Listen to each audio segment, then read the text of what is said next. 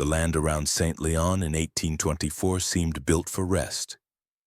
Wheat fields swayed in unbroken lines, the air carried the slow perfume of clover, and even the bird song felt careful not to disturb the stillness.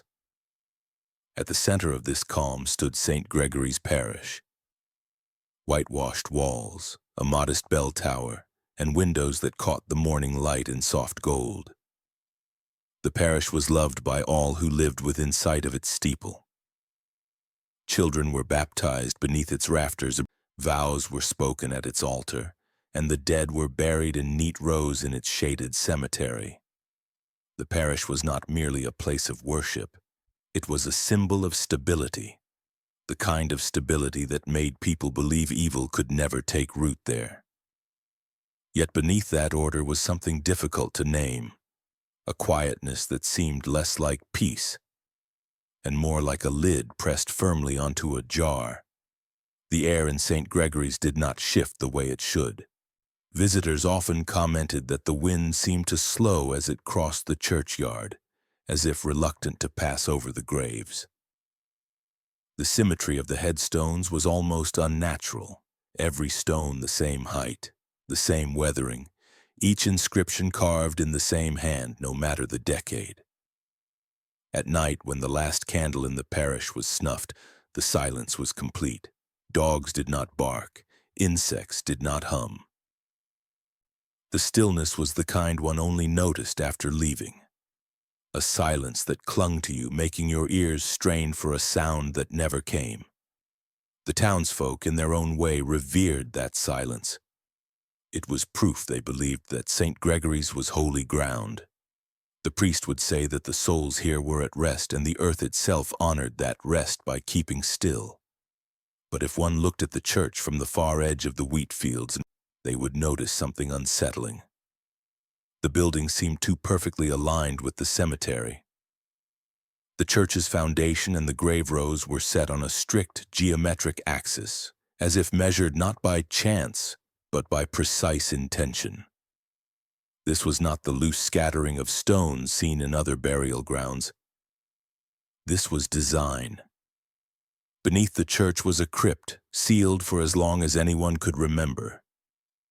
The door to it was a slab of iron set flush into the floor of the sacristy, marked with no inscription. Some said it had been locked to preserve relics brought from Europe by the parish founders. Others believed it held the remains of priests long gone, kept in a place of honor. But no one in living memory had been allowed inside. Even when repairs were made to the church, the iron door remained untouched. The current priest, Father Clancy, would brush aside any curiosity with a soft smile and a change of subject. If pressed, he would say the lock was rusted beyond use, though the metal, oddly, showed no signs of corrosion. Every so often late at night, the caretaker swore he heard faint noises from beneath the floor in the sacristy. Not the shifting of old stone, but a sound closer to the scrape of something delicate against metal. He never spoke of it to anyone but his wife, and she told him it was the wind pressing through some hidden crack. But in his heart he knew the building was too solid for that. St. Gregory's had no drafts. By day the parish glowed with life. Women laid wildflowers on graves, men mended the church fence, and children played between the markers, their laughter bright against the soft hum of bees in the orchard beyond. To an outsider it was the image of purity. But those who had lived there long enough learned not to linger in the cemetery after dusk. They would never say why, but it was known. People simply left before the light failed. The grass in the churchyard grew evenly without patches or withered spots, and the soil smelled faintly of something sweet when freshly turned. More than one gravedigger had commented on it. Not the sweetness of flowers, but something closer to burnt sugar, a scent that clung to the hands even after washing. The parish records kept meticulous track of every death. Names, dates, and causes were written in a flowing script that looked unchanged from the earliest pages to the most recent. Accidents, illnesses, even simple decline for the elderly. Every entry neat, without stains or smudges. In other towns, records were a jumble of different hands and rushed notations. Here they were perfect, too perfect. The people of St. Leon saw this as a blessing, their dead treated with dignity, their memory preserved with care.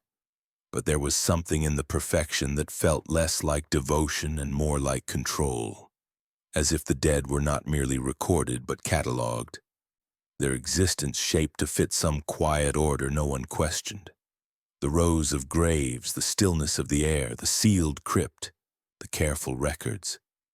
It all formed a pattern invisible to those who lived inside it, yet unshakably present to any outsider who looked too closely. When the sun dipped behind the fields and the church bells rang their final note of the day, shadows would pool against the base of the bell tower, stretching toward the cemetery as though drawn there. In the last light, the headstones seemed taller, the inscriptions sharper, the order of the rows more rigid. There was nothing overtly threatening, and yet anyone standing among them would feel it. The sense that they were being counted, their position marked, their presence noted for some purpose they would never understand. The parish belonged to God, the townsfolk said, and they meant it. But in the quietest moments, when the candlelight flickered low and the church breathed in the dark, it was hard to tell whose eyes truly watched over Saint Gregory's. And though no one dared to lift the iron slab in the sacristy floor, its presence pressed into the life of the parish like a shadow they pretended not to see. Whatever lay beneath was as much a part of Saint Gregory's as the bell in its tower, and in time, it would speak. He arrived on a damp autumn morning, stepping down from the carriage with a leather satchel and a bowed head, his robe hem already darkened by the wet soil. Brother Alphonse was said to have come from a monastery in the French countryside, though no one seemed certain which one. His voice was low and careful, his smile gentle in a way that disarmed the wary. The parishioners of Saint Gregory's welcomed him with the warmth they offered any man of faith, and within days he was a fixture in the churchyard, moving with quiet purpose from the altar to the cemetery. He told Father Clancy he had come to help organize decades of burial records, a duty he described as both sacred and necessary. It was not the kind of work that stirred excitement, but his manner made even dull tasks seem touched with reverence. In the daylight, his presence was a comfort. He listened to the troubles of widows, tended to the sick with a physician's patience, and blessed the hands of those who worked the fields. He spoke often of the beauty in life's frailty, how every moment was a gift that could vanish without warning. His eyes seemed to soften when speaking of death, as though it were not an ending but a transformation worth witnessing. The children followed him in the yard, drawn by his gentle way of explaining the saints and their sacrifices. But beneath that calm exterior, his attention was not truly on the living. He lingered too long at certain graves, tracing the inscriptions with a deliberate finger, studying them as if they were pages of a book only he could read. At night, when the parish was locked and the fields silent, a faint glow could be seen from the windows of the archive room. Brother Alphonse spent hours inside, the heavy wooden door barred from within. He would pull the burial ledgers one by one, running his hands over the names, dates, and causes of death, occasionally pausing to make notes in a smaller book he kept hidden under his robe. He was especially drawn to deaths without clear explanation. The infants who failed to wake, the young who wasted away in weeks, the elders who died with no sign of illness. Each case was marked with a small symbol in the margin, a symbol that no one else would notice unless they looked closely. The air around him seemed to change in those hours, the warmth gone, replaced by a cold precision. It was the same look a surgeon might wear before cutting into flesh, not malice, Not even urgency, but a disciplined hunger for the work itself. The archive was his hunting ground, the ledgers his map. Each record was not a memory of the dead, but a key to something yet to be uncovered. And as the nights grew longer, the glow from the archive burned later, the lock clicking shut behind him as if sealing away not just the room, but the truth of his purpose. The ledger of Saint Gregory's was a single volume bound in dark calfskin, its edges smoothed by decades of careful handling. Brother Alphonse treated it as one might a relic, lifting it from its place with both hands, setting it upon the desk as though the air around it needed to remain undisturbed. Inside each page was a field of precise ink. Names, dates, causes of death, all in a hand so steady that even the smallest loops in the letters seemed carved rather than written. To anyone else, it was a record of loss. To him, it was a pattern waiting to be seen. He worked through the pages with patient devotion, turning them slowly, allowing his eyes to sweep the columns again and again, memorizing their order until the dead began to align in his mind like pieces on a board. In those quiet hours, the names blurred into cycles. The same kinds of deaths reappeared in the same months, years apart, each one separated by just enough time for memory to fade, for grief to dull, for questions to die before they were ever truly asked. Children most of all, 8 years apart, sometimes 7. Their causes were written in vague, unthreatening words: fever, wasting, weakness of the lungs. But the descriptions never changed, as though the same unseen ailment returned on a clock no one else could hear. Each entry was a soft echo of the one before, identical in detail down to the phrasing of the priest's note. Brother Alphonse's quill paused longest at those names. He traced the dates with his fingertip, connecting them in an invisible thread that ran through the parish's history like a hairline crack in a stone floor. In the margins where the paper yellowed first, he marked tiny symbols that no one else would ever recognize. A set of dots, a crooked line, a shape that might have been an hourglass if one stared long enough. These were not memorials. They were coordinates. The ledger did not merely record the past, it was a map to the future. He could predict the next child before they were even born, the next house to hang black cloth in its window. His precision was not the cold luck of coincidence. It was the work of someone who had long since stopped thinking of death as an accident. To him, it was a cycle that could be kept, a garden pruned at exact intervals, its symmetry pleasing and necessary. Late at night, when the church was locked and the only sound was the faint settling of the roof beams, he would run his hand over the page he had last studied, the way others might touch the face of a loved one. The ink was dry, the names unchanging, but the ledger was alive to him, breathing in rhythm with the patterns it held. Outside, the cemetery waited in its perfect rows, ready for the next stone to take its place. Inside, the book waited too, certain that it would be fed again in due time. The young gravedigger had been working the churchyard for only a month when he first heard it.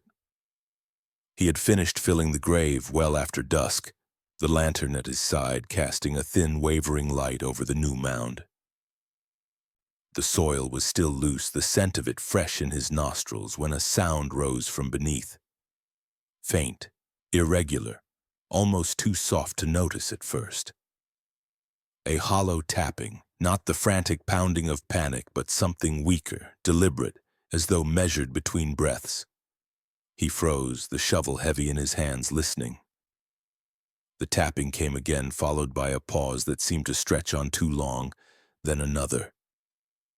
His heart climbed into his throat, but before he could kneel and press his ear to the earth, the church caretaker, passing by on his way to lock the gates, caught the boy staring at the mound. The man told him it was nothing. Settling wood, the slow sigh of a coffin adjusting to its weight. It happens sometimes, he said. But the boy could not ignore that it sounded nothing like wood. He tried to convince himself of the caretaker's explanation, yet the image of the coffin he had lowered that evening clung to him. It had not been like the others. Instead of the usual oak lid fitted tight with nails, it had been bound entirely in thick linen, soaked through with some dark liquid that left a faint smell on his hands. Not quite rot, not quite resin, but something sharp that made the tongue tingle when breathed in. The cloth had been wrapped over the entire box, then coated in more of that liquid until it gleamed wet under the torchlight. By the time the burial was underway, the fabric had begun to stiffen, the weave turning rigid like stone forming in real time. It had struck him as strange even then, but he had said nothing. A grave digger was paid to bury, not to ask. Now, hearing the sound beneath the earth, he could not stop thinking of that hardening cloth. It was not made to keep the living out. It was made to keep something in. He imagined the body inside, not still and cold, but alive and blind in the pitch dark, every gasp filling the small space with sour air, every twitch of the hands meeting the resistance of stone-wrapped walls. The tapping was not a call for help. It was the slow, exhausted act of someone who already knew help would not come. The boy did not return to that part of the yard for several days, but the thought stayed with him, pressing into his mind each night as he lay in bed. He began to listen differently when he worked, for any sound under the soil, any whisper of movement. And though he told no one, a quiet certainty grew in him. Some of the dead in Saint Gregory's had not been dead at all when they went into the ground. In the sealed quiet of the crypt, Brother Alphonse prepared his rites with the patience of a man setting a table for a sacred feast. The air was cool and unmoving, scented faintly with the bitter trace of crushed leaves and the acrid whisper of heated metal. Along a narrow workbench, small glass vials stood in perfect rows, each filled with a tincture of his own making, a blend of herbs that stilled the body without silencing the mind. A precise measure would leave the victim aware, yet unable to move, their lungs slow but functional, their heartbeat steady enough to endure the hours that followed. This was not an act of rage or even of cruelty as he saw it. It was order, control, the removal of chaos from death. Once the tincture had taken hold, he would begin the binding. The body, dressed in simple linen, was laid into a coffin that had been lined with more of the stiffening cloth the gravedigger had noticed. But before the lid was set, he placed an hourglass at the center of the chest, its clear glass bulb delicate against the rigid folds of the shroud. The sand within was white and fine, sifting silently from one chamber to the other. It was calibrated to the exact span of time the victim's body could survive within the sealed space, never longer, never shorter. The dying could watch each grain fall, count their own breaths against its measure, and know with unshakable certainty the moment they would leave the world. To Alphonse, this was mercy in its purest form. Death in the open air was untidy, unpredictable. People clung to life without knowing how much remained, their final hours wasted in the false hope of more. His ritual removed that uncertainty, replacing it with the truth, a truth that could be held in the hands, tilted, watched. It was a covenant between the killer and the condemned, one that he believed honored both. He never looked away from them in those last moments before the lid was closed.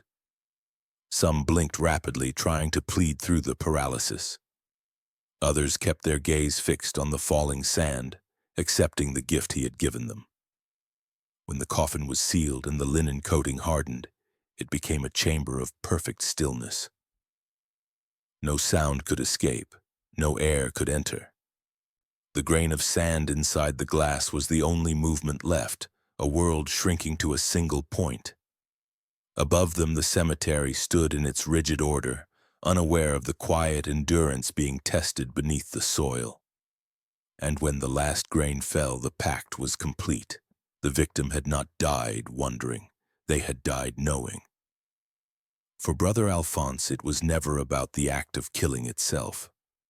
It was about the precision, the symmetry, the way each death fit into a pattern that would outlast him. The hourglasses, once emptied, were stored in a locked cabinet along the crypt wall, lined neatly like the vials before them, each one proof of a promise kept. The boy had no voice, and perhaps that was why Brother Alphonse trusted him.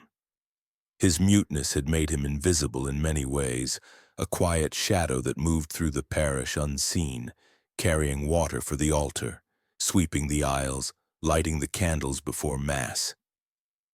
When Alphonse called him to the crypt, it was presented as an honor, a task for one pure of heart.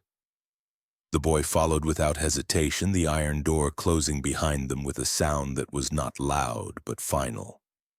The room was dim, lit by a single oil lamp whose flame flickered over the pale faces of those laid out on the tables. Their eyes were closed, but their skin still held the faint warmth of the living. Alphonse worked with the calm care of a craftsman. He explained each step with the patience of a teacher, speaking as though the boy could answer. This was a sacred preparation, he said, a way to cleanse the soul by purging it of its final clinging sin, fear. Death, he claimed, could only be entered freely when the heart had faced the fullness of its terror. And so the body was not to be dead when the binding began. The tincture, which Alphonse allowed the boy to smell but never taste, took away movement but left the mind untouched. The boy saw the eyelids flutter, the pupils tracking the glass hourglasses that were set gently upon their chests. He tried not to look into their faces, but sometimes he couldn't help it. There was something in their eyes that stayed with him, a helpless knowing, as if they had already glimpsed the end and were being made to walk toward it grain by falling grain. Alphonse told him they were blessed, for they would meet God sooner, carried by the purity of having surrendered everything. The boy wanted to believe him. Belief was easier than facing the cold, creeping thought that this was not mercy but a kind of punishment no one deserved. His hands, small and unsteady, were taught to wrap the linen tight around the coffins, soaking the cloth in the liquid until it dripped onto the stone floor. Alphonse would check his work, smoothing a wrinkle here, tightening a fold there until the surface began to harden. The boy learned not to flinch at the faint, muffled breaths from inside. He learned not to pause when the tapping started, that slow and weak rhythm that always faded before the sand was gone. In the stillness of the crypt, the boy felt himself split in two, the part that followed orders and the part that wanted to run. But the running part was weak, and the following part was strong, shaped by the trust he placed in the man who told him this was holy work. And as each coffin was sealed and carried up into the waiting earth, the boy's silence became not just the absence of a voice, but the keeping of a secret he could never let go. It began without warning, as most terrors do, unnoticed by those who lived close enough to smell it. The first tendrils of smoke rose from the far edge of the parish cemetery one damp night in late autumn, curling into the mist and vanishing before anyone thought to question it. But by the third night, the smoke had thickened, an oily black ribbon that moved in slow, deliberate sways, carrying a scent that was not wood nor coal, nor anything that should burn in a Christian graveyard.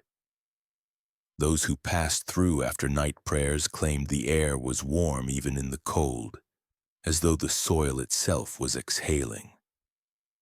When the sexton touched one of the stones nearest the smoke, he drew back sharply. The granite was warm, not merely on the surface but radiating from within, as though something far beneath was feeding the heat. No grass around the grave had burned. No earth was disturbed. The fire was not a fire in the way the living understood it. It left no flame, no ash, only the slow unfurling of that dense, tar-like smoke that clung to the breath and left a bitter taste in the mouth. The parish priests told the curious it was a natural settling of the ground, gases from below released after recent rains. But no one had seen such gases carry the faint, coppery note of blood. In the days that followed, the phenomenon spread. Isolated plumes began to appear, sometimes 3 or 4 at once, rising from graves no older than a fortnight. Those who knew the burial records recognized the names. All had been lowered into the earth under the hand of Brother Alphonse. His rites had seemed unusual even before, but he explained them as part of a forgotten tradition meant to ease the passage of the soul. Few dared question him openly. He moved through the cemetery as though the smoke parted for him, stopping before certain graves with the stillness of a man listening for an answer only he could hear. The mute altar boy saw what others did not. That Alphonse lingered longest where the smoke was thickest, standing over the warm earth with an almost tender patience. Sometimes he pressed his palm to the ground, as though testing the final heartbeat of the one buried below. At night the boy lay awake and imagined the hourglasses buried with them, their sand already spent, the glass heated from within until it cracked. He wondered if the smoke was the last breath of those who had gone down breathing but not yet dead. By the end of the month, the air over the cemetery was never clear after dark. The wind could not scatter it, and the moonlight turned it to a slow-moving shroud that seemed to have weight. The villagers began to avoid the path past the parish after sunset. Yet for Brother Alphonse, the smoke was not a warning but a benediction. Proof that the ritual was working, that fear and fire together could finish the work that time alone might resist. It was the gravedigger's spade that struck the first wrong sound. A hollow clink against glass where no glass should be. The family had asked to move their mother's remains to a crypt nearer the church, but when the coffin lid was pried open, there was no familiar stillness of a long-settled body. The face was gone, the chest caved in, the delicate order of the human form disrupted as though it had been mapped, measured, and selectively emptied. Where the heart should have been sat a squat jar, sealed with wax, its sides blackened as if it had known fire. Inside was ash, fine and gray, clinging to the glass as though it remembered the shape of what it once was. Within a week, 3 more exhumations revealed the same, certain organs missing, replaced not with flowers or relics, but with vessels of ash so uniform they might have come from a single hand. The pattern was clinical in its precision. The organs taken were always the same: the heart, the lungs, sometimes the tongue. The cuts were not hurried nor clumsy. They were the work of someone who understood the architecture of the body and how to dismantle it without disturbing the rest. Parishioners whispered of grave robbers, but the work was too exact for thieves. This was not theft, it was an exchange. Brother Alphonse did not deny it when asked. He called it a preservation rite from the old country, an inherited method to protect the dead from the slow decay of sin.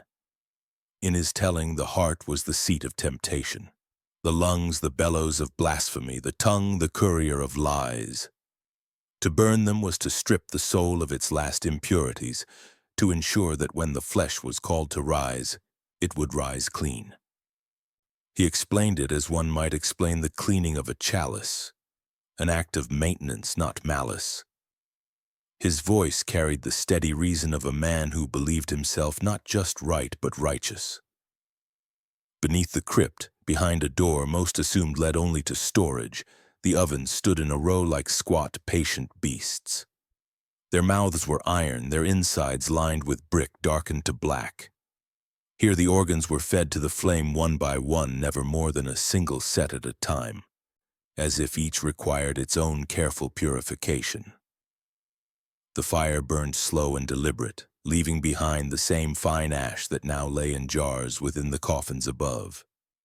The smoke that rose from these ovens was thicker than common fire, oily and stubborn, seeping up through fissures in the stone until it found the open night.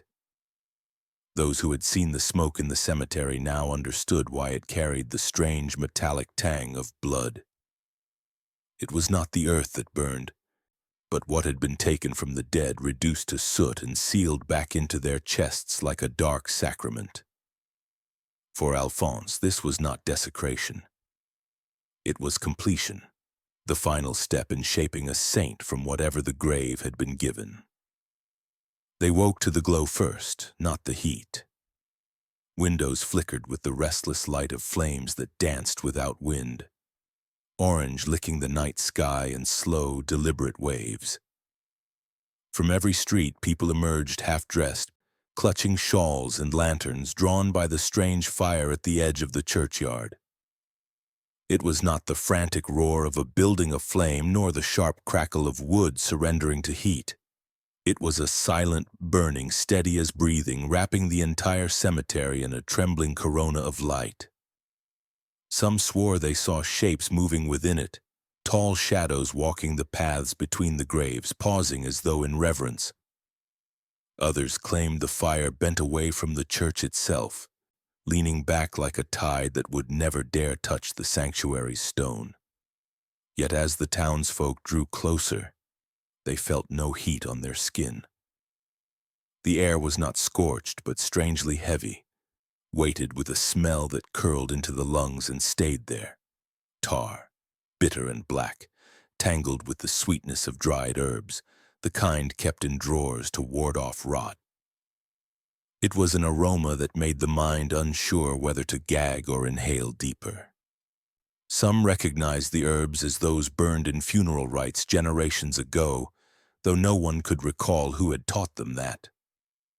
The ground was faintly warm beneath their feet, not as if it had been burned, but as if something deep below still smoldered unseen. By the time dawn came, the light had vanished as if pulled back into the earth. The grass lay undisturbed, soft and green, without even the faintest black edge to betray flame. No headstone bore a crack. No wilted flowers clung to their stems. Only the air still held the residue of the night, that thick perfume of tar and sweetness, lingering stubbornly in every breath. People whispered that the fire had been no fire at all, but a sign, a veil between the living and the buried that had been briefly lifted. Others muttered that it was a warning, though none could agree whether it came from God or something far older. In the sacristy, Brother Alphonse moved with the same calm precision he always did. The smell clung to his robes as if the herbs had been crushed into the fabric. He spoke little, offering only the reassurance that the dead had been visited and blessed, their souls escorted closer to the eternal. But those who met his eyes found no warmth there, only the stillness of someone who had already rehearsed his words and the expression to match them. He treated the night's event not as an emergency, but as a ritual completed exactly as intended. And beneath the church, in the locked chambers, no one entered without his hand on the key. The ovens were cold now, their mouths shut tight. But ash clung to their edges in strange patterns, spirals and arcs that seemed less the mark of flame and more the handwriting of something using fire as its ink. Whatever had burned had left no ruin, only the certainty that it had chosen to burn for reasons no living soul would speak aloud. The ledger lay open on the desk in the vestry, its pages browned at the edges from years of damp air and candle soot. Every name in it bore the same deliberate handwriting, careful loops and even strokes, the neatness of someone who believed order was a virtue. Yet the final line was different. The ink was darker, fresher, as if written with an unsteady urgency. It recorded the burial of a child, age listed as 9, with no family named, no cause of death, and no notes of the funeral rites that always accompanied such entries. No one in the parish could remember the face of this child, nor had anyone spoken of a coffin small enough to hold such a body. The line stood alone, a final heartbeat on the page followed by blankness. That same morning, the gravedigger's tools were found leaning against the side of the crypt wall, the iron damp with dew.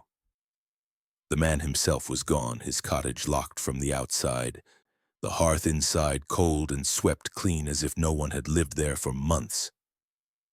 There were no signs of struggle, no scattered possessions. The absence felt intentional, a departure planned in silence. Those who spoke of it at all did so in low voices, as though fearing their words might summon him back. The altar boy vanished the same week. Some claimed they saw him at dawn, walking into the tree line behind the cemetery, his white cassock fluttering like a pale flag in the mist. None followed. It was not fear of the boy that held them back, but the sense that he had been sent somewhere beyond the reach of human paths. In the following days, the parish went about its routines without the smallest public acknowledgement of these vanishings. The priest's sermon stayed the same length, the bells rang at the usual hours, and funerals still wound their way between the headstones. But there was a tightening in the air, an unspoken pact among the living to avoid the topic altogether. Even the ledger, still open to that last entry, remained untouched on the vestry desk. No one dared close it, as if doing so would erase the name, or worse, invite another one to appear beneath it. Those who had lived longest in the parish recognized this silence for what it was, the moment when a community decides its safety lies in complicity, the fire that had glowed without burning, the graves that smoked without flame, the bodies that returned incomplete. All had been tolerated so long as they were wrapped in the language of ritual. But this was different.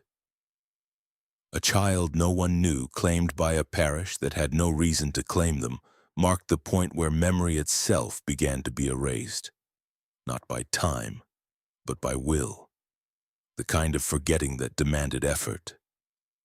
At night, Brother Alphonse still walked the cemetery paths, his steps slow, his head bowed in a posture that looked like prayer but felt more like counting. And somewhere, far from the church, the missing names and missing bodies waited in the same dark that had been calling them for years. The ledger, left open in the candlelight, seemed less a record of the dead than an invitation for the next name to be written. The stone steps into the crypt were slick with a century of moisture, the air growing colder with every descent. Workers had been told it was only storage now, sealed for decades, its doors unopened since the last of the old clergy died. The hinges groaned when the lock was cut, their sound swallowed quickly by the dark, as though the space below was not eager to be disturbed. The first light revealed no coffins, no carved sarcophagi, no evidence of the sacred resting place it was meant to be. The chamber lay bare except for the rows of shelves that lined its walls, each holding neat stacks of glass hourglasses.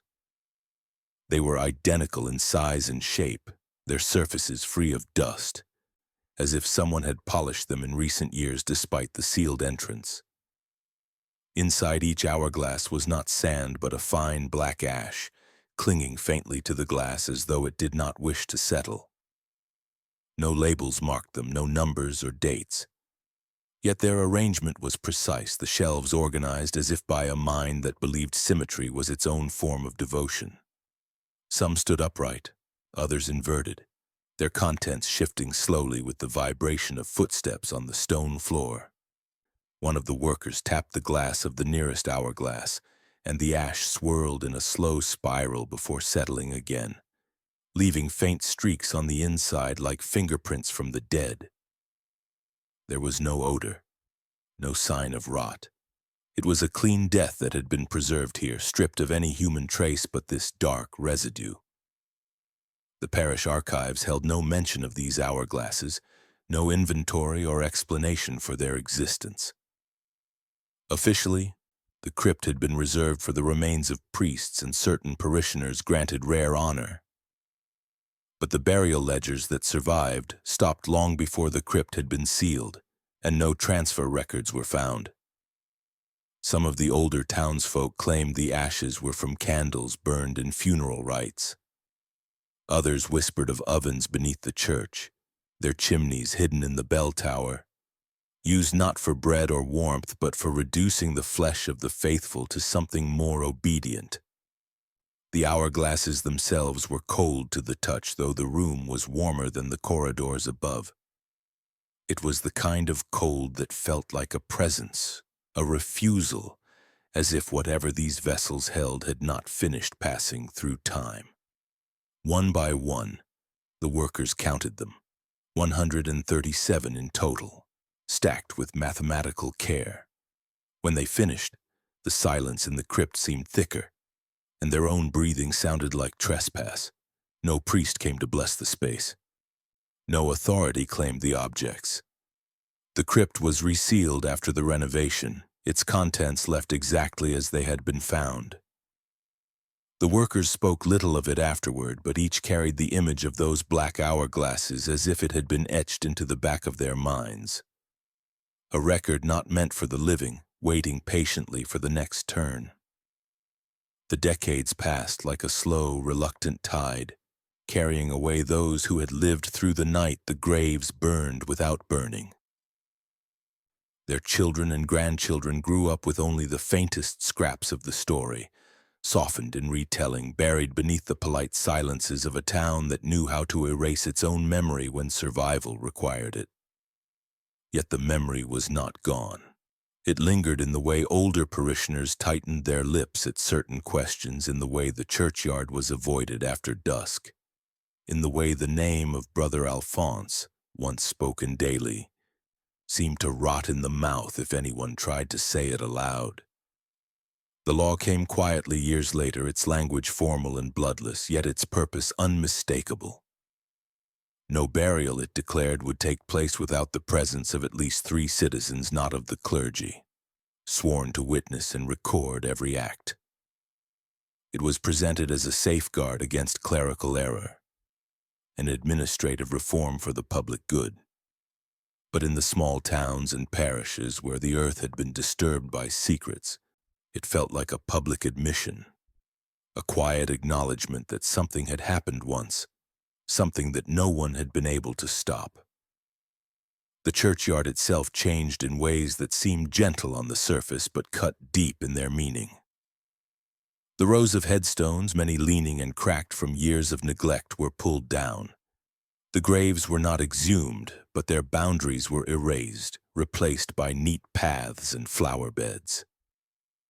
The soil turned over as though time itself could be tilled into something innocent. Benches appeared, and signs were placed calling it a memorial garden, open to all who wished to sit among its blooms and reflect on the continuity of life. But those who had lived long enough to remember the blackened air of that night knew the flowers were only a cover, a thin veil meant to soften the ground's refusal to forget. They walked there rarely and never alone. Brother Alphonse was not mentioned at the dedication. His name did not appear in any ledger, any plaque, any archive.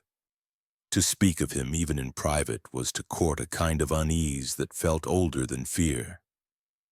The sense that by naming him one might call him back. In time, children treated the absence of his story as a kind of challenge, whispering about him in the dark, daring each other to run their hands over the cold marble of the church at night, claiming to see his shadow in the upper windows. Yet the adults never corrected them, never gave them the truth. To do so would mean admitting that he had not been a shadow at all, but flesh and bone, and that he had walked among them without chains, without suspicion, with the freedom to do whatever his quiet, disciplined mind had planned. The law remained in place, spreading from one parish to another until it became the standard across the land. Most treated it as a bureaucratic relic, something to endure without question. But a few, the ones who had watched the orange light over the cemetery that night and smelled the strange mixture of tar and herbs in the air, felt the weight of it each time a grave was opened or closed under public eyes. It was not trust that kept them silent. It was the knowledge that oversight did not erase what had been done. It only made it harder to do again without notice. In the memorial garden, time behaved strangely.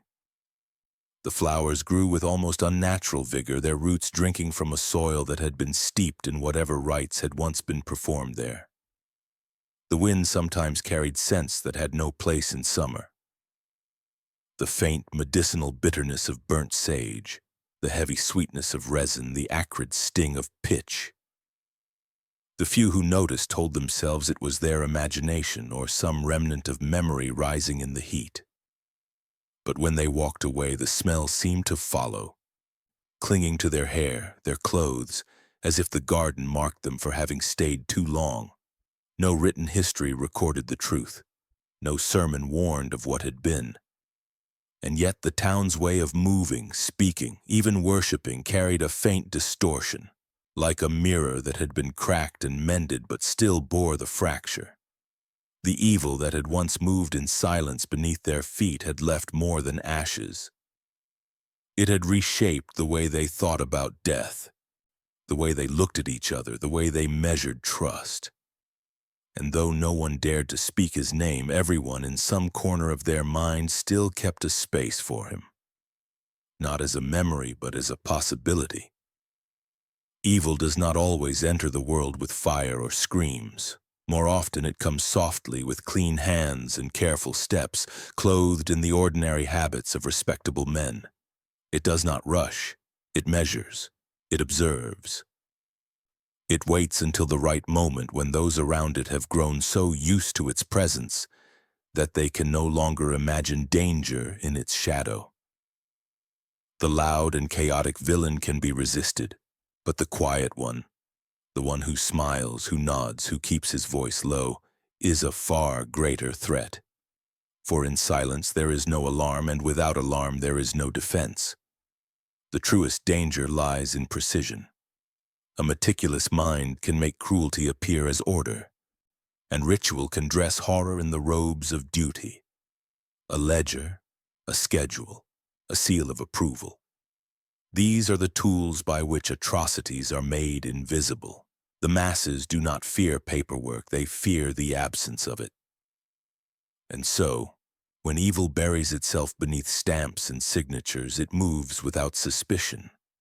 No one questions what is documented, what is recorded in the correct column, what bears the mark of procedure. In such a way, the most terrible acts can be carried out with the illusion of legitimacy, each step signed and witnessed by those who believe they are only upholding rules. Ritual is the perfect disguise. It is not the frantic act of the unhinged, but the rehearsed gesture of someone who understands the weight of repetition. Ritual teaches the hands to obey before the mind questions. It numbs those who watch by making them see the same act again and again until the act becomes normal. Once a horror is normal, it ceases to be noticed. And when it ceases to be noticed, it can grow. That is the secret, mutton, not the shock, but the slow erosion of alarm. The most dangerous hands are not stained with blood in the open. They are gloved in white, unwrinkled by haste, steady enough to measure grains of powder or align the edges of parchment with exact precision. They carry out their work with no visible malice, only an air of responsibility. The true psychopath is not the one who rages, but the one who files, the one who adjusts the angle of a candle before lighting it. The one who notes the time of death, not in grief, but in tidy handwriting. The one who treats the end of a life as part of a larger, balanced system. Trust is the cruelest weapon. It is forged not in fear, but in familiarity. Once granted, it blinds. Those who trust cannot see the harm done in front of them because their minds insist it cannot be there. The quiet predator understands this. He will never appear as the stranger in the night. He will be the neighbor who offers help, the colleague who remembers birthdays, the servant who anticipates needs before they are spoken. And so, when he moves to strike, the blow is not recognized as violence. It is seen as an unfortunate necessity, or worse, as the natural order of things. There is a kind of evil that thrives in the open because no one believes it could be evil.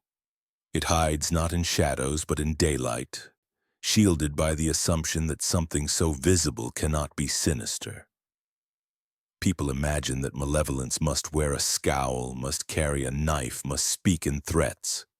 They do not imagine it can wear a cross around its neck or carry a ledger, or bless the ground before desecrating it.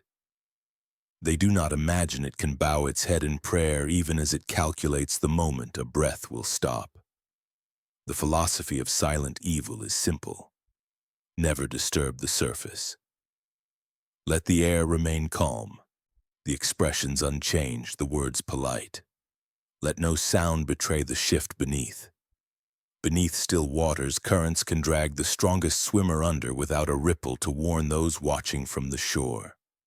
So it is with the careful, methodical mind that seeks to bend others toward its own dark purpose. The world sees the stillness and mistakes it for peace, while beneath, every step is already decided, every outcome already arranged. This is why history rarely notices such people until their work is finished. Their names do not come with the thunder of battle or the roar of rebellion. They are discovered in the margins of records, in the small details of routine, in the odd regularities that only make sense once the truth is known. By then, the damage is complete, and the evidence lies not in the act itself, but in the pattern. A pattern so clean, so consistent that it feels almost holy. The loud destroyers burn themselves out. The silent ones endure. They adapt, shift form, change their name, and begin again. To stop them requires more than outrage. It requires suspicion of the familiar, examination of the ordinary, and the courage to see that even the most sacred rituals can serve the darkest ends. Without this, silent evil will always return wearing a new face, carrying the same calm hands, and moving once more beneath the still surface where no one dares to look. History is full of graves that burned without fire. They leave no smoke to trace, no scent of ash in the air. Their heat is measured not in flames, but in the quiet absence of the lives that should have been. They vanish into the folds of time, recorded only as gaps, as names no one remembers to speak.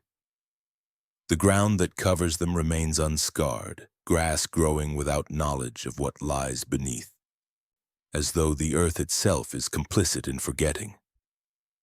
This is the way most cruelty survives the centuries, not in the roar of destruction, but in its silence. When we speak of evil, we imagine it as a rare storm, violent and short-lived, leaving behind a wreckage too obvious to ignore. But storms are easier to name than droughts. A sudden disaster invites outrage. A slow one is mistaken for the weather.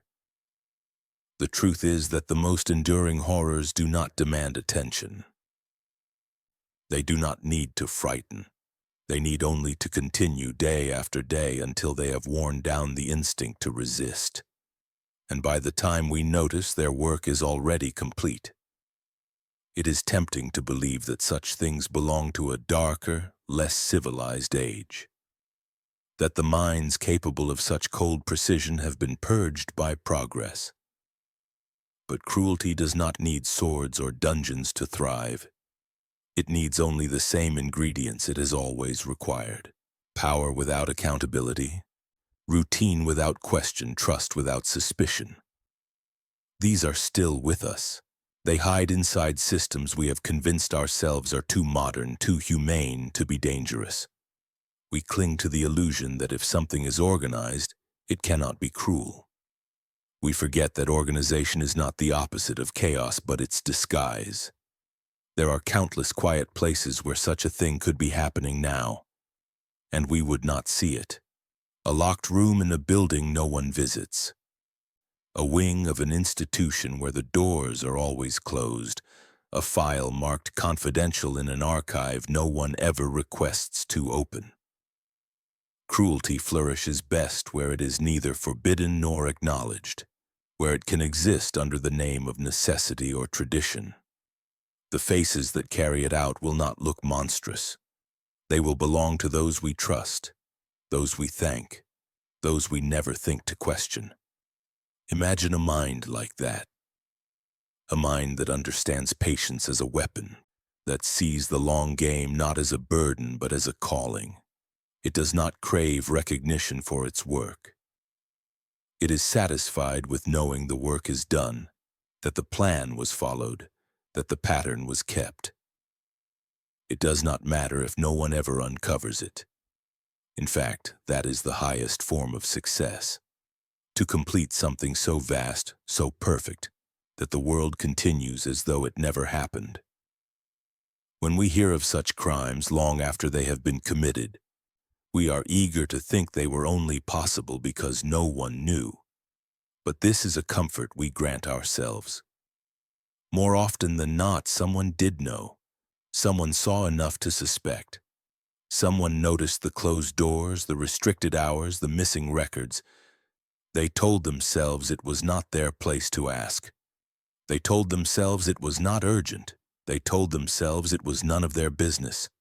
And in that space between knowing and acting, evil completed its work. This is why the question is not whether it could happen again. The question is whether it is already happening. Whether in the present moment behind the walls we do not enter, the same quiet rituals are being carried out with the same calm hands. Whether someone somewhere has already decided the value of a life based on a rule they wrote themselves. Whether the hourglasses have already been turned, and the sand is falling grain by grain, invisible to those who might stop it if only they knew. It would be comforting to say that such cruelty would reveal itself if it returned, that our eyes, sharpened by history, would catch the signs we missed before. But we have not become sharper. We have only become more certain that we could not be fooled. This certainty is our weakness. It blinds us to what is directly in front of us, to the harm wrapped in manners and protocol. The quiet predator knows this. He knows that the more civilized the society, the more it relies on trust. And the more trust there is, the more room there is for him to work. So we are left with the most dangerous truth of all. If it is happening now, it will not look like what we expect. It will not carry the symbols we have learned to fear. It will not announce itself with rage. It will be carried out politely, with careful records and even temper. It will not hide in darkness, but in daylight, in a place so ordinary we would never think to search there. And when it is finally uncovered, if it ever is, it will already be too late to undo what was done. Perhaps it is already too late in some places. Perhaps somewhere, as you listen to this, a door has closed for the last time on someone who will never walk out again. Perhaps a set of hands is already arranging objects with deliberate care, believing themselves to be not a villain but a custodian of order. Perhaps the ground you pass without thought is already a grave without a marker. So the question remains, and it is not rhetorical. Could this happen again? Or is it, in its quietest form, happening even now? And if it is, will you see it in time? Or will you walk past it as countless others have, convinced that if you cannot hear the screams, there must be nothing to fear?